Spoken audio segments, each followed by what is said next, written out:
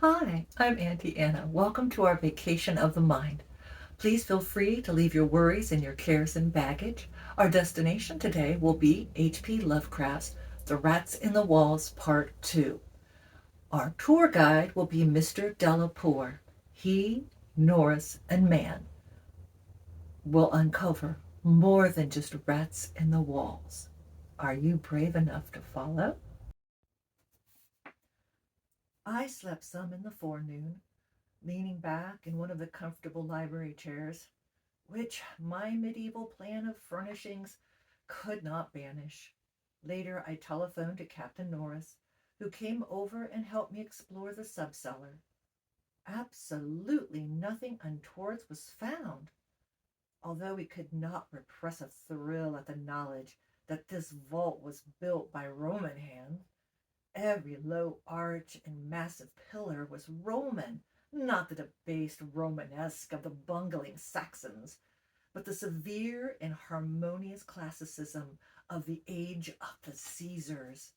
Indeed, the walls abounded with inscriptions familiar to antiquarians who repeatedly explored the place. Things like P.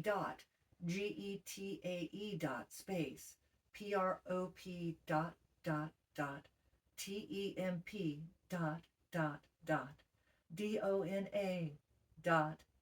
DONA and L PRAEC VS PONTIFI ATYS. The reference to 80s made me shiver, for I had read Catullus and knew something of the hideous rites of the Eastern god, whose worship was so mixed with civil. Norris and I, by the light of the lanterns, tried to interpret the odd and nearly effaced designs on certain irregular rectangular blocks of stone, generally held to be altars, but could make nothing of them. We remembered that one pattern, a sort of rayed sun, was held by students to imply a non Roman origin, suggesting that these altars had merely been adopted by the Roman priests from some older and perhaps aboriginal temple at the same site. On one of these blocks were some brown stains, which made me wonder. The largest, in the center of the room, had certain features on the upper surface which indicated its connection with fire, probably burnt offerings.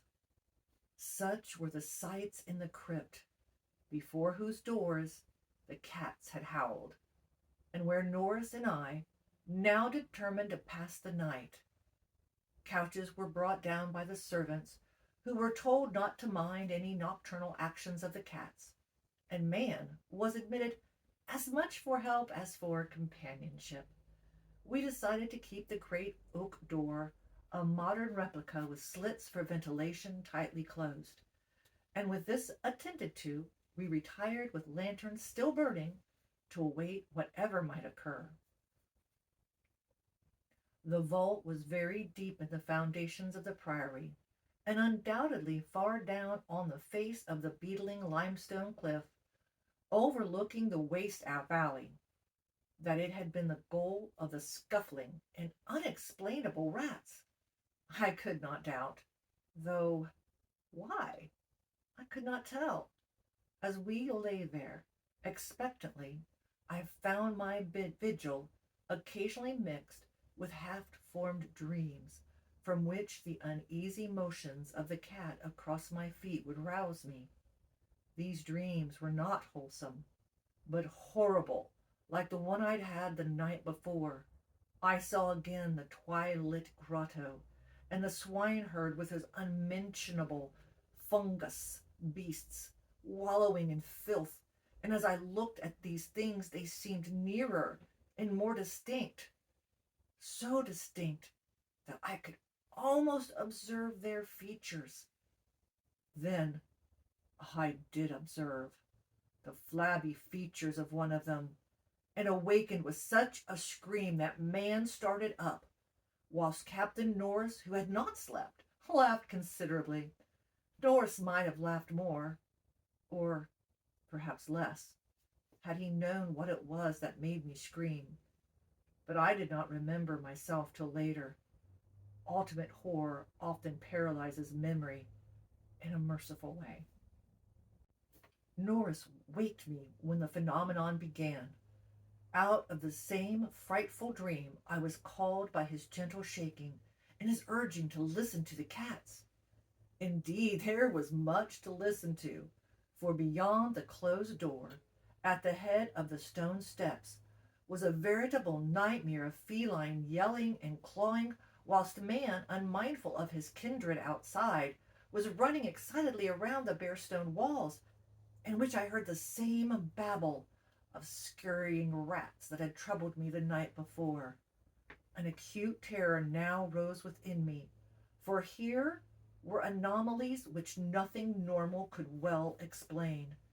These rats, if not the creatures of a madness which I shared with the cats alone, must be burrowing and sliding in the Roman walls I had thought to be of solid limestone blocks, unless, perhaps, the action of the water through more than 17 centuries had eaten winding trails, which rodent bodies had worn clear and ample.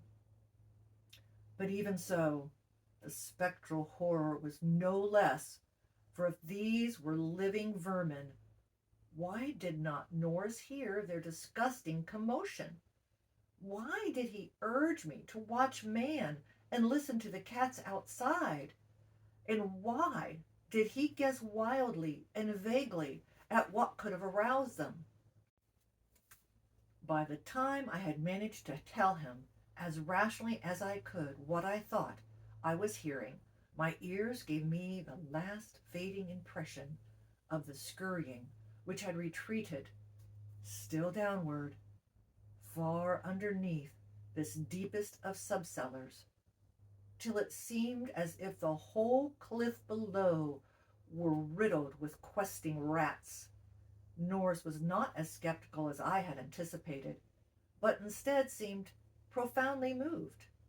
He motioned to me to notice that the cats at the door had ceased their clamor, as if giving up the rats for lost, while man had a burst of renewed restlessness and was clawing frantically around the bottom of the large stone altar in the center of the room, which was nearer Norris's couch than mine. My fear of the unknown was at this point very great.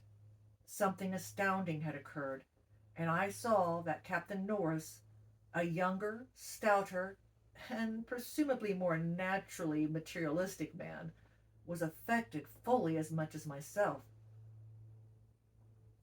Perhaps because of his lifelong and intimate familiarity with local legend, we could for the moment do nothing but watch the old black cat as he pawed with decreasing fervor at the base of the altar, occasionally looking up and mewing to me in that persuasive manner which he used when he wished me to perform some favor for him.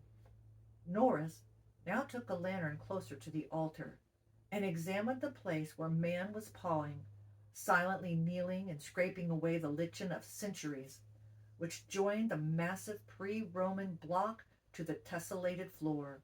We did not find anything, and was about to abandon his effort when I noticed a trivial circumstance which made me shudder, even though it implied nothing more than I had already imagined. I told him of it, and we both looked at its almost imperceptible manifestation with the fixedness of fascinated discovery and acknowledgement. It was only this: that the flame of the lantern set down near the altar was slightly but certainly flickering from a draught of air which it had not been before received, and which came indubitably from the crevice between floor and altar where Norris was scraping away the lichen. We spent the rest of the night in a brightly lighted study, nervously discussing what should do next. The discovery that some vault deeper than the deepest known masonry of the Romans, underlay this cursed pile some vault, unsuspected by curious antiquarians, of 3 centuries would have been sufficient to excite us without any background of the sinister.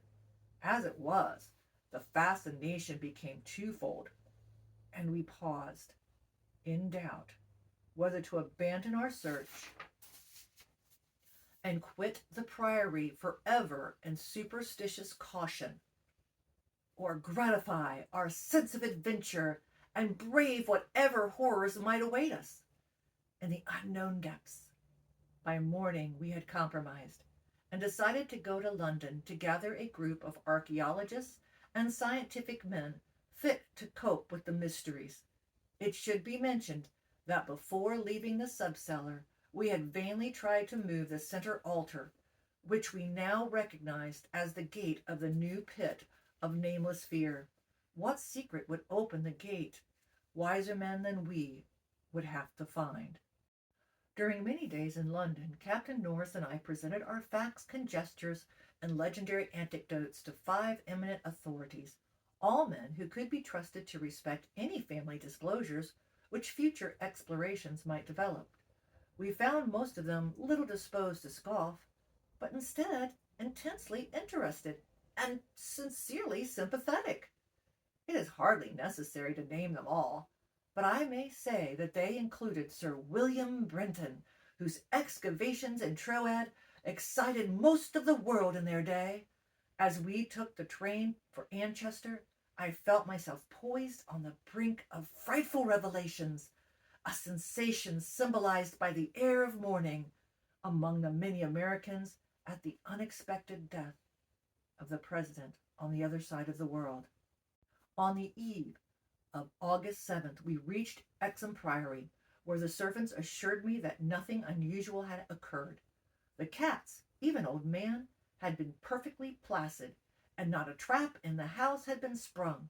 We were to begin exploring on the following day, awaiting which I assigned well-appointed rooms to all my guests. I myself retired in my own tower chamber, which ran across my feet.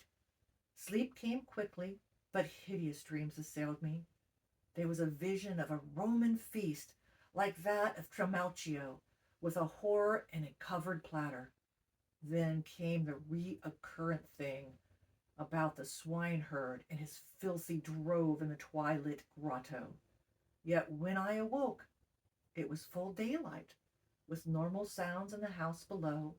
The rats, living or spectral, had not troubled me, and man was quietly asleep. On going down, I found that the same tranquillity had prevailed elsewhere, a condition which one of the assembled savants, a fellow named Thornton, devoted to the psychic rather than absurdly, laid to the fact that I had now been shewn the thing which certain forces had wished to shew me. All was now ready, and at 11 a.m. our entire group of 7 men, bearing powerful electric searchlights and implements of excavation, went down to the subcellar and bolted the door behind us. Man was with us, for the investigators found no occasion to despise his excitability, and were indeed anxious that he be present in case of obscure rodent manifestations. We noted the Roman inscriptions and unknown altar designs only briefly, for the 3 of the savants had already seen them, and all knew their characteristics. Prime attention was paid to the momentous central altar, and within an hour Sir William Brenton had caused it to tilt backwards, balanced by some unknown species of counterweight. There now lay revealed such a horror as to have overwhelmed us had we not been prepared.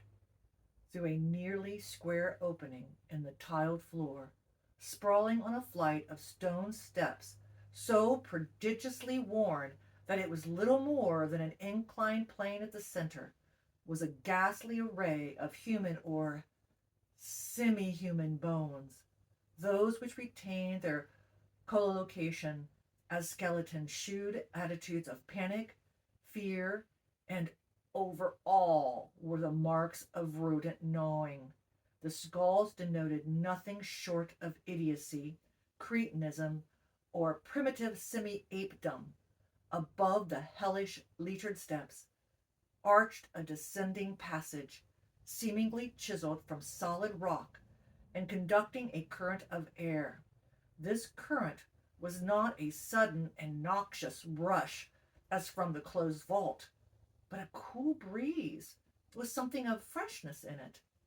We did not pause long, but shiveringly began to clear a passage down the steps. It was then that Sir William, examining the hewn walls, made an odd observation: that the passage, according to the directions of the strokes, must have been chiseled from beneath. I must be very deliberate now and choose my words. After I plowed down a few steps, amidst the gnawed bones, we saw that there was a light ahead, not any mystic phosphorescence, but a filtered daylight, which could not come except from an unknown fissures in the cliff that overlooked the waste valley. That such fissures had escaped notice from the outside was hardly remarkable, for not only is the valley wholly uninhabited, but the cliff is so high and beetling that only an aeronaut could study its face in detail. A few steps more, and our breaths were literally snatched from us by what we saw. So literally that Thornton, the psychic investigator, actually fainted in the arms of the dazed man who stood behind him. Norris, his plump face utterly white and flabby, simply cried out inarticulately, while I think that what I did was to gasp or hiss and cover my eyes. The man behind me, the only one of the party older than I, croaked the hackneyed, "Oh my God!" in the most cracked voice I had ever heard. Of 7 cultivated men, only Sir William Britton retained his composure, a thing more to his credit because he had led the party and must have seen the sights first. It was a twilit grotto of enormous height, stretching far away, farther than any eye could see, a subterranean world of limitless mystery and horrible suggestion. There were buildings and other architectural remains. In one terrified glance, I saw a weird pattern of tumuli, a savage circle of monoliths, a low domed Roman ruin, a sprawling Saxon pile, and an early English edifice of wood.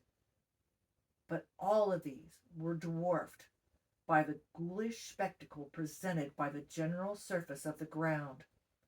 For yards about the steps extended an insane tangle of human bones, or bones at least as human as those on the steps. Like a foamy sea they stretched, some fallen apart, but others wholly or partly articulated as skeletons. These latter invariably in postures of demonic frenzy, either fighting off some menace or clutching other forms with cannibal intent.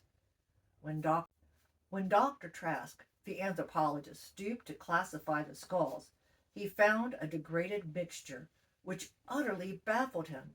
They were mostly lower than Piltdown Man in the scale of evolution, but in every case definitely human. Many were of higher grade, and very few were the skulls of supremely insensitive, developed types. All the bones were gnawed mostly by rats, but somewhat by others of the half-human drove.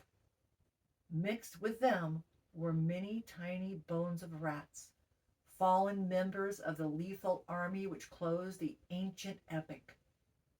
I wonder that any man lived among us and kept his sanity through the hideous day of discovery.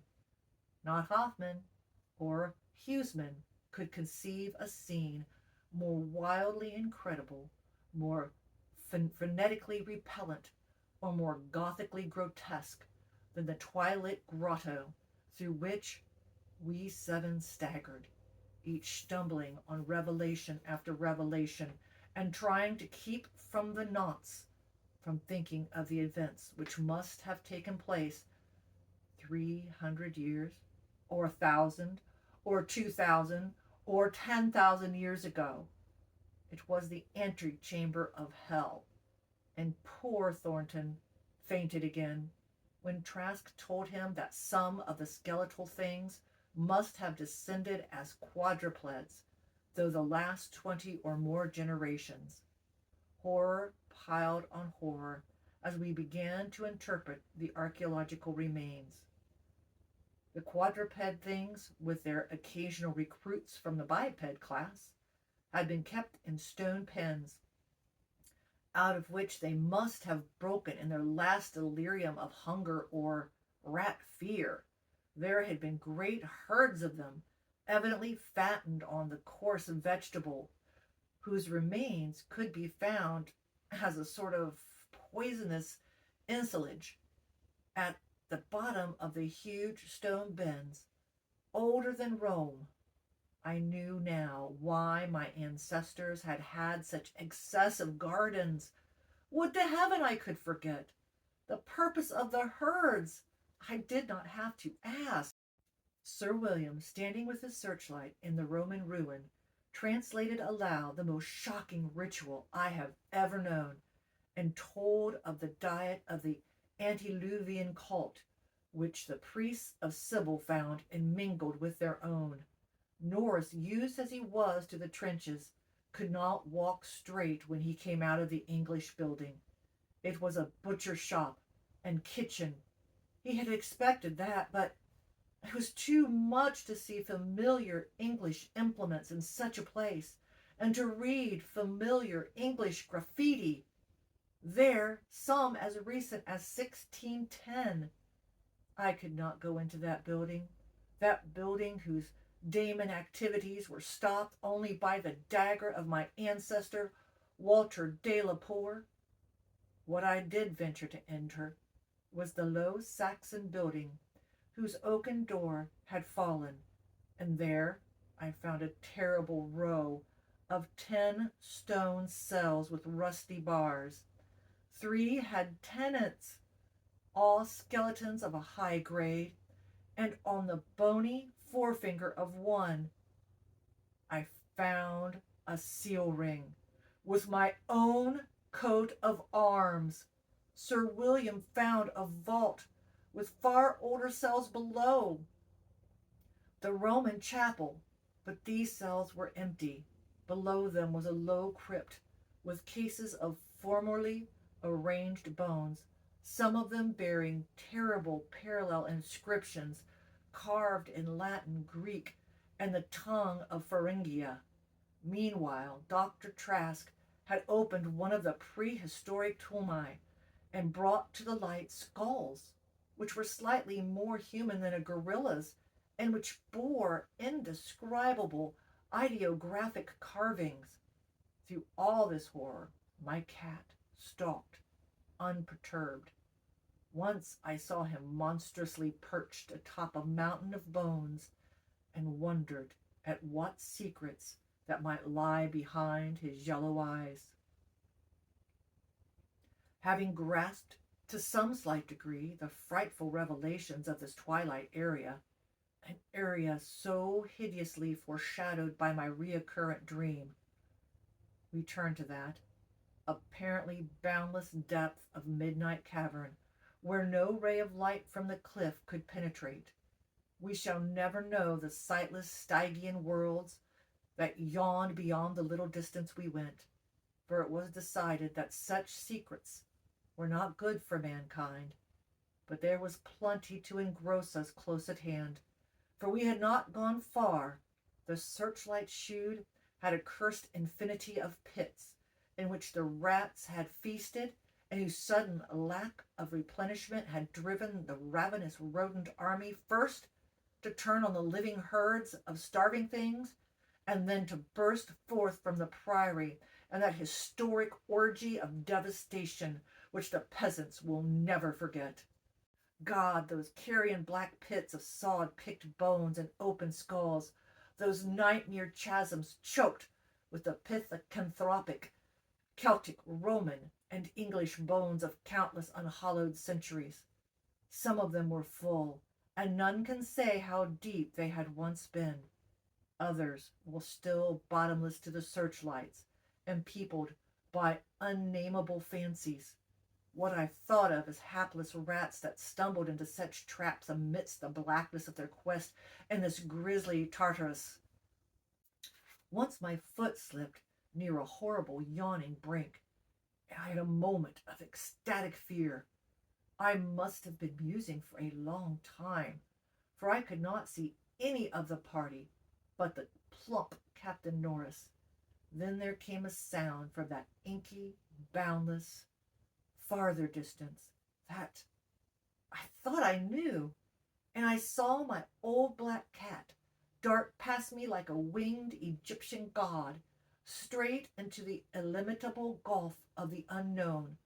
But I was not far behind, for there was no doubt after another second it was the eldritch scurrying of those fiend-born rats, always questing for new horrors and determined to lead me on, even unto those grinning caverns of the earth's center, where Nyar Lathrotep, the mad faceless god, howls blindly to the piping two amorphous idiot flute players.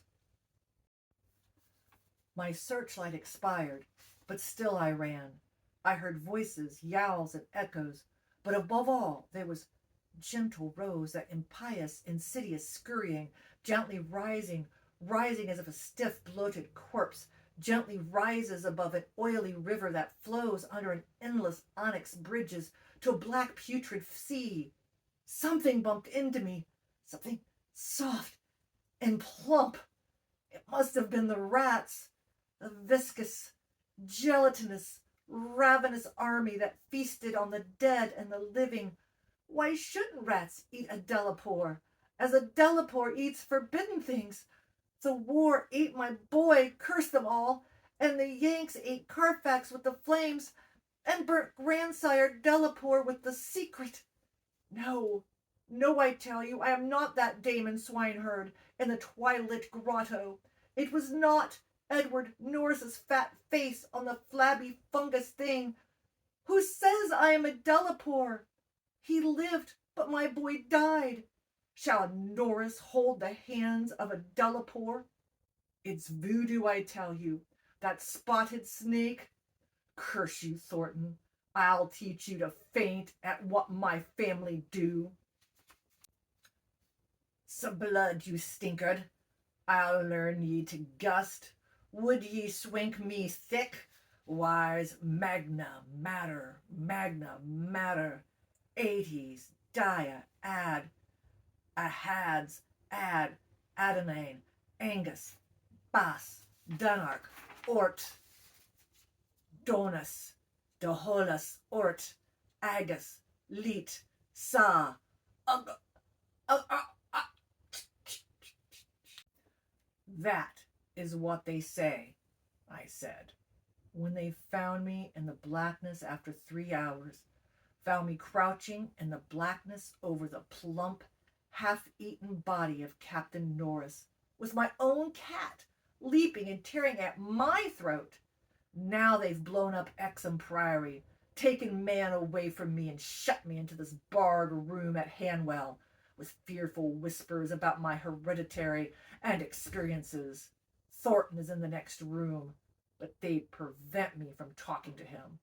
They are trying to suppress most of the facts concerning the Priory. When I speak of poor Norris, they accuse me of hideous things. But they must know that I did not do it. They must know it was the rats, the slithering, scurrying rats, whose scampering will never let me sleep. The Damon rats that race behind the padding in this room and beckon me down to greater horrors than I have ever known. The rats! They can never hear. The rats in the wall. Fellow travelers, we have reached the end of our journey. If you enjoyed journeying with me, please hit a like, share, and maybe even follow.